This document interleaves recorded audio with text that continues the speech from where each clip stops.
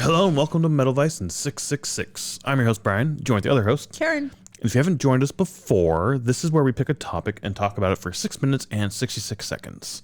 And then we have sort of what we call subgenres or just sub sort of segments of this series where we, have a category or something. This particular category, as the title of the episode says, is a Karen's Pick. Yes. And that is where you go to a record store and you try to find a vinyl. It used to be under $10, and then it sort of bumped up to 20. 20. A cheapish Yeah. vinyl. We should just start saying that, a cheapish vinyl. A cheap vinyl, roughly $20, hopefully, Yeah. or under, is the goal. Sometimes it's hard. Yeah. But find something there based on the cover alone. Yep. Hopefully a band you don't necessarily know. Yeah. I think one or two, we know the band, but I picked the album because of the cover. So we have a stack of these that we still need to do. And the one we're doing today is, I think, from Madrid, when we were in Madrid. Yeah, I believe so, yeah. It's a band from Spain. Right. So. But in that stack, we have Paul Bearer. So we got that to listen to, and then we ended up seeing Paul Bearer after we got it, I think, or sometime around, something like that. So like you were saying, there were a couple where it's one or two after we knew the band, but I think it was we picked up the album first, and then it sat on our shelf and haven't listened to it yet, and then we go to see the band, and then it's oh. Yeah. I mean, we're not talking about the Paul Bearer album, but that one I do think we had seen Paul Bearer, but it was the only one that was under $20 at the record store. Yeah. And the album's cool. I mean, the cover's cool. So. But in any case, it's picking up an album based on the cover typically. Yeah. And like I said, this was in Madrid. We picked up 3 in Madrid. We haven't listened to any of them yet, so it's been about a year and a half since we've been there. It's been a long time, yeah. So I'm pretty sure this is a Madrid one. We still have 2 others. One of them is actually one I picked out. It was going to be the first Brian's pick, but we've done an episode on that since doing it. But whatever, these are not in order anymore. But this one is a Karen's Pick from Madrid, which is right here. What is this? Premature Burial, with their first album, Antihuman, that came out in 2019. It's a solo album too. From so the little hype sticker here is a solo album by Jim Dopico, formerly from Ex Machikazo. Whatever. Say it again. Just actually read it. Ex Machitazo. Machitazo.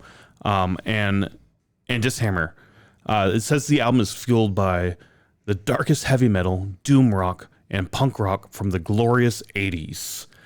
So as we listened to it, I read that, and I was like, oh, that's funny, because I definitely got an 80s metal sound to this 80s album. metal, yeah. Very thrashy. Yep. There were parts that were kind of doomy. The doom vocals I got. At least I thought, yeah. I also got some of the doom instrumentals in some of the tracks, but mostly thrash. There's definitely a lot of thrash, which again, I think leans a little bit on the punk aspect. I didn't get a whole lot of punk, but definitely thrash and 80s vibe from this for sure. And like you said, the album cover is something you want to pick up. There's how you typically pick it up, and the album cover is really, really cool, I think. But yeah, what did you think of the album? Did you get those same vibes from the album? Yeah, I don't remember what I was thinking when I picked it up, but it's a really cool, just a withered away, not necessarily skull, but because you can see the skin, but a withered away person with Medusa steam hair. I don't know how to say that. I got Medusa out of it too, but I also get sort of a ghost popping out of that makes smoke sense. or flames or something. Yeah. So a ghost popping out of you as you're in the shower, or after you get out of a hot shower and it's all steamy and shit in there. It's kind of vibe I got, but the first vibe I definitely had was Medusa as well, with the snake hair and whatnot. But yeah, I mean they're not snakes, but it's just that kind of wispy look. Yeah, to it, so, yeah. So really cool album cover. I see why you picked that up. The back of the album, same thing. You still have some of that ghost flames or some shit in the titles and all of that of the tracks and the band and the album and all that fun shit. Pretty standard pressing too, just a black vinyl. But yeah.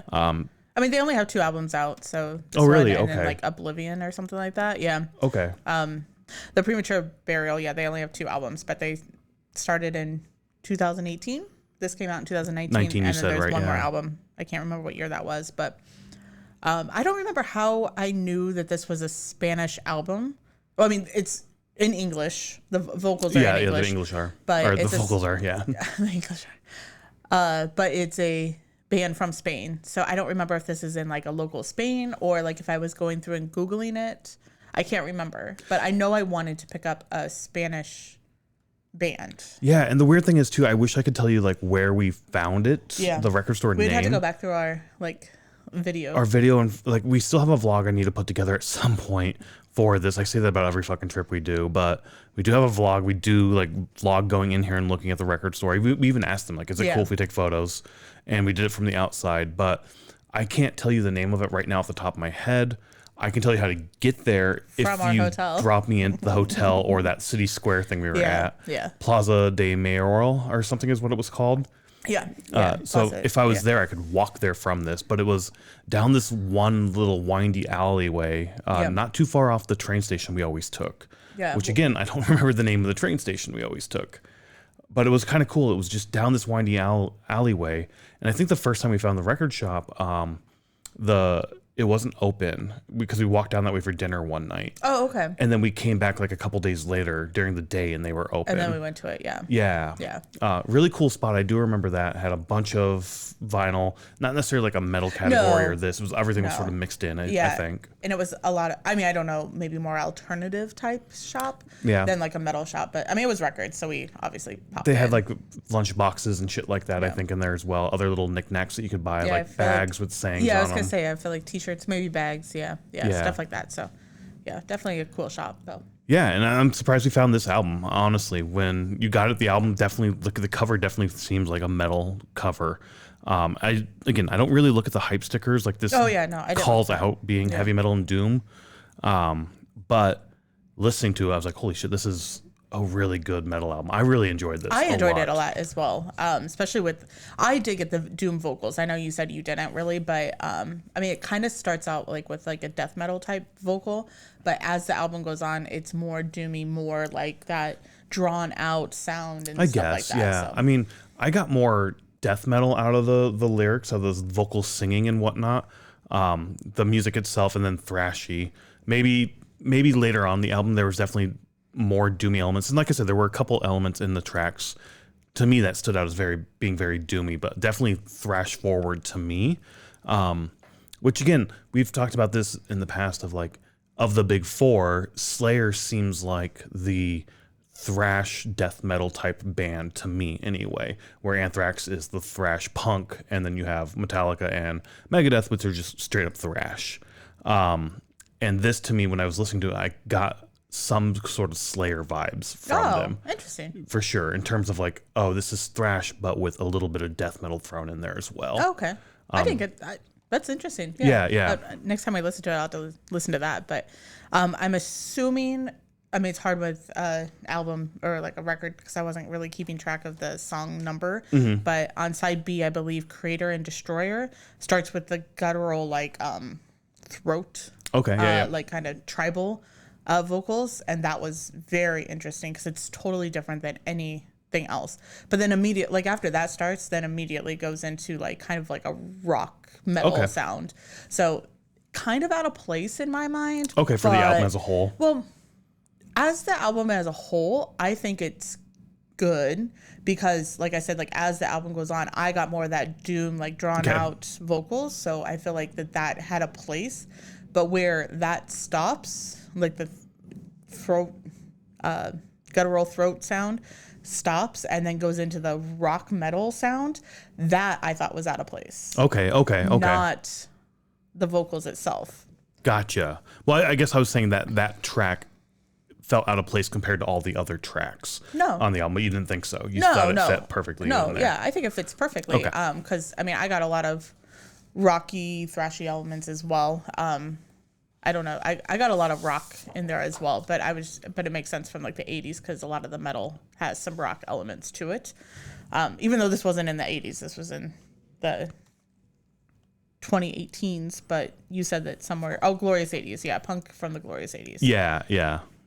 Well, I guess they say doom rock, so that would be where that comes from. Yeah. The inside the little liner note as well just call out Jim DePocchio as lead vocalist, lead guitar, rhythm guitar, bass, drums, and percussion. I assume drums would just be percussion, but no, that's like there's other types of percussion. Yeah, and cymbals. But I'm assuming then he wrote all the music, played all the instruments, arranged it himself. Then that'd be interesting. And then got other people, if he's playing live, to come out and play. I do think you've been saying Jim, and it's just JM. JM. Shit, That is correct. Sorry, my bad. No, that's okay. It does say it down here as well. Thanks for inspiration from Black Sabbath, yada yada yada, Motorhead, yada yada yada, Slayer. So there's the Slayer vibe I got. Yeah. Surf and Gruel, Rush, Metallica, Dead Can Dance, The Obsessed. Yeah, that's awesome. Yeah, so we'll throw, like we said, you should have seen images of all this shit up there as we're talking about this. But of the Karen's Picks album, this is definitely one that stands out to me in terms of ones we picked up. And really cool that we found it, in Madrid. I wish, though, the vocals were in Spanish. That would have been really cool. Yeah. But again, we've talked about this as well. Foreign artists from like non-English speaking countries. I mean, look at Sweden, for instance, right? Everybody seems to speak in English when they sing. Yeah, the vocals are in English, yeah. Because, I mean, I'm assuming that's because America is the largest market for music, so you want to push that out there. And it's like, it's not going to say it's the known language, but for music anyway, it seems like that's the primary language everybody sings in. I don't necessarily want to go to the America side on that conversation. I think it is that across Europe even if there is a native language, English is taught as well. So English is just English is known as well. Yeah, a wide language that's known from a lot of countries. So it's not necessarily America, but America is a big market. I agree with that. I'm just saying English is known around, or across I get the European countries. And maybe this is a different conversation for later down the road. But to me, that I've always found that very interesting. That these non-English countries or artists from non-English countries, such as Sweden, like we said, speak in English, where it feels like it's very hard for a band to make it big speaking their own language. Like, if you think about it, there's not many German-speaking artists out there as big as Rammstein. Like, Rammstein is the biggest. Are there many others you can think of? Like, that's the kind of thing I'm getting at. But again, that's a conversation for down the road, a different conversation. Back to this album. I said this already. I love this album. I thought it was really, really cool. I'm excited to actually listen to their other stuff now, their other album they have out there, and pay a little more closer attention to these guys, which is, again, Premature Burial with V's instead of U's. That fucks your brain. It does fuck my brain up a little bit. In any case, a really, really cool album, as we've said, and we just found it by going out and picking something random up. Who knows what you're going to get? And this was a good one to me. So yeah, I like this one. I'm glad that we picked it up. Yeah, so get out there and just explore music. Find something off the shelf and run with it. See what it's all about. Bye.